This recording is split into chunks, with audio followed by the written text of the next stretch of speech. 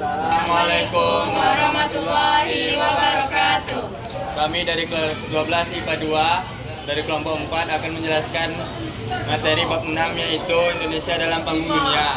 Kami mengambil materi A yaitu landasan ideal dan konstitusional politik luar negeri bebas aktif, dan materi B politik luar negeri bebas aktif dan pelaksanaannya.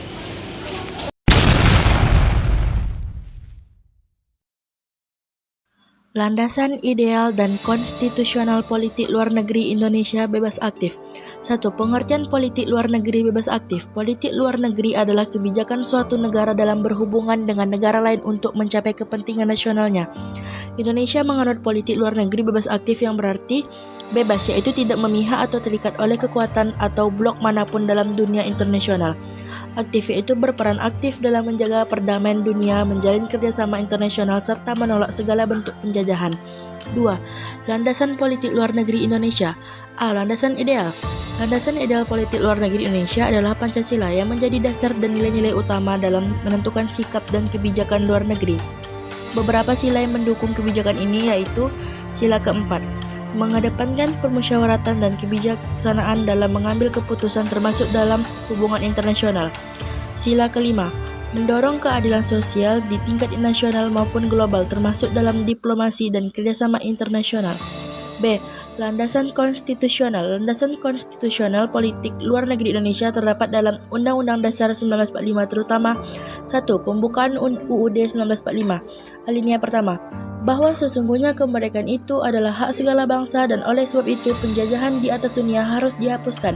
Alinea keempat, Indonesia berperan aktif dalam ketertiban dunia yang berdasarkan kemerdekaan, perdamaian abadi, dan keadilan sosial. 2. Pasal-pasal UUD 1945. Pasal 11. Presiden dengan persetujuan DPR dapat membuat perjanjian internasional. Pasal 13. Presiden mengangkat duta dan konsul untuk hubungan diplomatik. Pasal 14. Presiden memberikan gerasi dan amnesti yang dapat berhubungan dengan diplomasi internasional. 3. Implementasi politik luar negeri bebas aktif.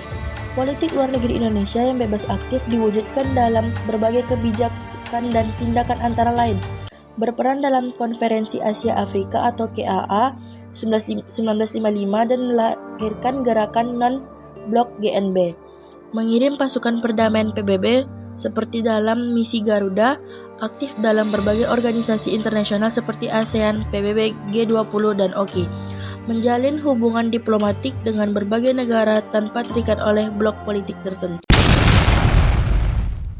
Lahirnya politik luar negeri bebas aktif. Politik luar negeri bebas aktif lahir seiring dengan kemerdekaan Indonesia, yaitu pada 17 Agustus 1945. Sikap ini dirumuskan sebagai bentuk respon terhadap situasi global saat itu, terutama munculnya perang dingin antara blok Barat, Amerika Serikat dan sekutunya, dan blok Timur, Uni Soviet dan sekutunya. Indonesia yang baru merdeka memilih untuk tidak terlibat dalam persaingan ideologi tersebut bebas, tetapi tetap berperan aktif dalam menciptakan perdamaian dan keadilan dunia. Prinsip ini secara resmi dinyatakan oleh Wakil Presiden Muhammad Hatta dalam pidato Mendayung Antara Dua Karang pada 2 September 1948. Kebijakan ini kemudian diperkuat dalam berbagai forum internasional seperti Konferensi Asia Afrika atau KAA 1955 dan pembentukan Gerakan Non-Blok GNB 1961 yang menunjukkan peran aktif Indonesia dalam politik dunia tanpa memihak blok manapun. 2. Politik luar negeri Indonesia pada masa demokrasi parlementer tahun 1950 sampai 1959. Pada masa demokrasi parlementer, politik luar negeri Indonesia tetap berpegang pada prinsip bebas aktif, tetapi dipengaruhi oleh dinamika politik dalam negeri yang sering berganti kabinet. Akibatnya, kebijakan luar negeri sering berubah sesuai dengan arah politik kabinet yang berkuasa. Ciri-ciri politik luar negeri pada periode ini, pertama, tetap berpegang pada prinsip bebas aktif, yaitu tidak memihak blok Barat atau Timur, tetapi aktif dalam diplomasi global. 2. fokus pada pengembalian Irian Barat, yaitu di mana Indonesia berupaya secara diplomatik untuk merebut Irian Barat dari Belanda. 3. Peran besar dalam Konferensi Asia Afrika atau KAA tahun 1955, yaitu mempromosikan solidaritas negara-negara Asia dan Afrika dalam menentang kolonialisme. 4. Bergabung dalam Gerakan Non-Blok atau GNB tahun 1961, yaitu memperkuat sikap bebas aktif dalam politik internasional.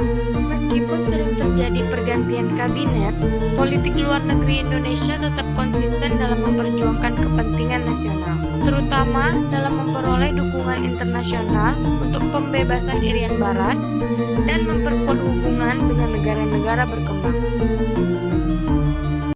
Politik luar negeri Indonesia pada masa demokrasi terpimpin pada tahun 1959 sampai 1965. Pada masa demokrasi terpimpin di bawah Presiden Soekarno, politik luar negeri Indonesia tetap berlandaskan bebas aktif, tetapi semakin condong ke negara-negara sosialis dan anti-barat. Ciri-ciri politik luar negeri pada periode ini: 1. Konfrontasi dengan blok barat. Indonesia keluar dari PBB pada tahun 1965 sebagai protes terhadap diterimanya Malaysia sebagai anggota Dewan Keamanan. Yang kedua, dekat dengan blok timur dan negara-negara sosialis, hubungan erat dengan Uni Soviet, Republik Rakyat Cina, dan negara-negara gerakan non-blok. Yang ketiga, konfrontasi dengan Malaysia pada tahun 1963 sampai 1965 yang menentang pembentukan Federasi Malaysia yang dianggap sebagai proyek neokolonialisme Inggris. Yang keempat, doktrin atau Poros Jakarta-Peking. Soekarno menggalang kerjasama dengan Cina dan negara-negara sosialis. Yang kelima, Ganyang Malaysia. Indonesia melakukan konfrontasi militer terhadap Malaysia yang dianggap sebagai boneka Inggris. Jadi kesimpulannya, politik luar negeri pada masa ini lebih agresif dan berorientasi pada perlawanan terhadap imperialisme dan neokolonialisme, yang akhirnya menyebabkan ketegangan dengan negara-negara barat dan beberapa negara tetangga. Politik luar negeri Indonesia pada masa Orde Baru 1966 sampai 1998. Pada masa Orde Baru di bawah kepemimpinan Presiden Soeharto, politik luar negeri Indonesia kembali ditegaskan sebagai bebas aktif dengan pendekatan yang lebih pragmatis dan berorientasi pada stabilitas serta pembangunan ekonomi. Ciri-ciri politik luar negeri Orde Baru. Yang pertama, kembali ke politik bebas aktif yang netral, tidak condong ke blok barat atau timur, berbeda dengan masa demokrasi terpimpin yang lebih prososialis. Yang kedua, normalisasi hubungan internasional. Indonesia kembali menjadi anggota PBB pada 1966 setelah keluar pada 1965. Yang ketiga, fokus pada pembangunan ekonomi. Meningkatkan kerjasama dengan negara-negara maju seperti Amerika Serikat, Jepang, dan Eropa Barat untuk investasi dan bantuan ekonomi. Yang keempat, peran aktif di ASEAN. Mendorong integrasi dan stabilitas kawasan melalui ASEAN, terutama setelah penandatanganan Deklarasi Bangkok 1967. Yang kelima, integrasi Timur Timur tahun 1976, mengklaim dan mengintegrasikan Timur Timur sebagai bagian dari Indonesia setelah Portugal meninggalkan wilayah tersebut.